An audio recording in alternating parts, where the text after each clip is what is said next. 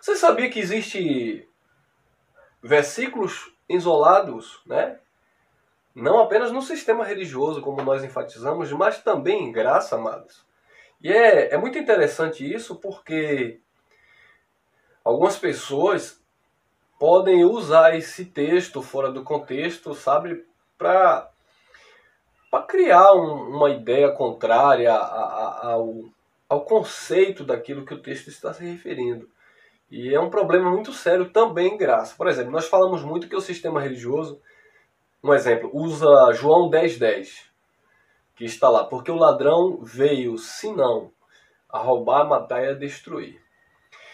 O sistema religioso, eles usam aquele texto isolado, no lugar do ladrão, ele substitui por o diabo. Não sei como eles encontraram esse tal desse diabo ali naquele texto. Então, quando nós vamos examinar o texto, né, com o contexto, o ladrão, na verdade, ali, Jesus está se referindo àqueles que vieram antes dele, os falsos pastores, né, os falsos mestres, aqueles que não traziam uma mensagem vinda da parte de Deus, que não tinha entrado pela porta, mas tinha pulado pela janela, enfim. Jesus está basicamente falando do falso pastor. E no contexto ele vai dizer que o bom pastor, o verdadeiro, dá a sua vida, né? Era a linguagem do Nazareno, por suas ovelhas. Então não tem nada a ver com a criatura, com ser espiritual. E as pessoas pegam aquele texto e criam uma doutrina do diabo que veio para matar, roubar e destruir.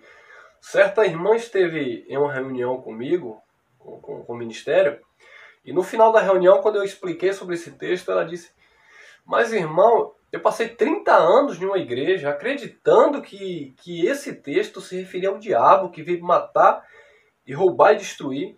E o senhor está me falando hoje, depois de 30 anos de igreja, né, de sistema lá, que esse não é o diabo. Eu falei: pois é, minha irmã. Mas como eu me enganei? Eu falei: ó, minha irmã, enganaram, né? A senhora aprendeu errado, infelizmente. Mas não é isso que o texto está falando. Então temos que examinar o contexto. E como eu falei, existe também textos em graça, né? Isolado, que as pessoas isolam do contexto e acaba criando uma outra ideia. E esse texto que eu vou ler está em 2 Coríntios, né? Segunda carta de Paulo aos Coríntios, capítulo 5, versículo 16. É bem interessante isso aqui. Paulo diz assim: por isso daqui por diante a ninguém conhecemos mais segundo a carne. E ainda que tenhamos conhecido Cristo segundo a carne, contudo agora já não conhecemos deste modo. Muitos que estão em graça usam esse versículo isolado para dizer o seguinte: irmão, você não pode olhar para mim no ponto de vista humano. Você não pode olhar para minha carne, para minhas falhas. Você não pode me julgar, porque a ninguém conheçamos mais segundo a carne. Porque ainda que tivéssemos conhecido Jesus segundo a carne, já não conhecemos deste modo. Então, o que é que acontece aqui? Qual o problema que nós temos aqui nesse texto isolado?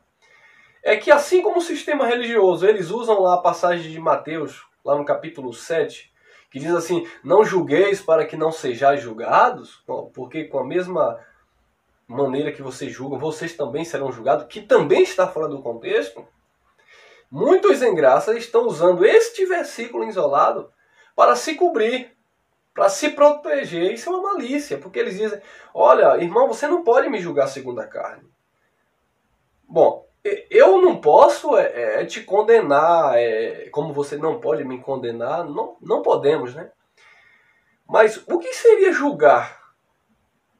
Analisar uma coisa, se está certa, se está com coerência com a vontade de Deus, se é uma verdade. Um exemplo, Paulo julgou Pedro. E aí? Se Paulo fosse surpreendido por Pedro com essa leitura, imagine Pedro olhando para Paulo e dizendo: irmão Paulo, a ninguém conheçamos mais segundo a carne. Imagine se Pedro tivesse usado esse argumento. Porque Paulo, quando Pedro chegou a Antioquia, Paulo repreendeu Pedro na presença da igreja, porque Pedro não estava andando em conformidade com a verdade. Pedro estava agindo de malícia, né? Pedro não estava na verdade. Pedro era um dissimulado. Foi isso que Paulo falou, que Pedro estava dissimulando. Então, amados, Paulo julgou Pedro? Sim. Paulo olhou para Pedro segundo a sua prática humana? Claro que olhou. E tanto é que Paulo repreendeu Pedro na presença da igreja, não foi nem no escritório, nos bastidores. Paulo repreendeu Pedro severamente. Então como é que alguém vai usar esse texto? Por isso daqui por diante a ninguém conheçamos mais segundo a carne, ainda que tenhamos conhecido Cristo segundo a carne. Contudo, já agora não conhecemos deste modo. Então você, irmão, não pode falar de mim se, por exemplo, eu estou na graça, eu sou predestinado, mas se você me vê tomando uma cervejinha, você não tem que falar nada. Bom, eu não tenho nada a ver com a sua vida. Você faz da sua vida o que você quiser. Agora, você não pode dizer que você não será julgado, você não pode dizer que as pessoas não vão te observar e te analisar, você se dizendo cristão, você se dizendo conhecedor da palavra, e você vivendo em obras da carne, e você agora vai se esconder nesse texto porque ninguém pode te julgar segundo a carne. É um equívoco, amado. Imagina que eu estou aqui ministrando essa palavra, e alguém me pega, sabe, na esquina com a cara cheia de cachaça, ou fazendo qualquer coisa que vocês sabem, que nós conhecemos pela palavra, que não agrada a Deus. E aí você, não, afinal de contas, o irmão Elcio, ele ministra a palavra, ele conhece a palavra, ele está na graça, então ele pode fazer o que ele quiser, a gente não pode julgar o irmão Elcio segundo a carne. Se o irmão Elcio trai a esposa, se o irmão Elcio compra e não paga, vocês estão entendendo o problema disso aqui? Então isso aqui está dentro de um contexto. Quando Paulo está dizendo, no versículo 16, por isso, daqui em diante ninguém conheçamos mais segundo a carne, ainda que tenhamos conhecido Cristo segundo a carne, já não conhecemos deste modo. Paulo está falando aqui, amado, de uma mudança das alianças. Olhem o contexto, analise o contexto, que você vai entender no versículo 17, pelo que, se alguém está em Cristo, nova criatura é, as coisas velhas se passaram, eis que tudo se fez novo. E o que foi que de velho que passou? O que passou de velho que Paulo está se referindo aqui foi a lei.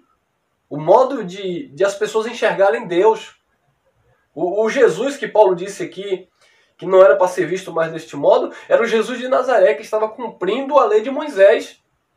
Agora, a partir da cruz, da morte e ressurreição, era para ser visto agora do ponto de vista espiritual, da obra consumada, dos bens realizados, do pacto estabelecido, da nova e eterna aliança.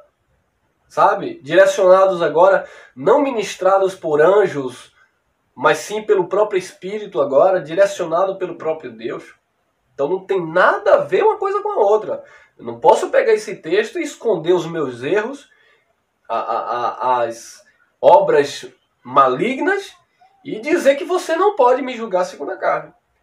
E é por isso que nós vemos aí, infelizmente, as pessoas, entre aspas, estão em graça, e querem viver de qualquer jeito, e o que é que tem, a ninguém conhecemos mais segundo a carne, você pode fazer... Então, é o sujo falando do mal lavado, porque a gente comenta, a gente fala sobre, sabe, infelizmente, a hipocrisia do sistema religioso, todos nós conhecemos, mas nos tornamos também hipócritas se usarmos desses textos fora do contexto. E, infelizmente, vocês sabem muito bem disso, muitos que nos acompanham também...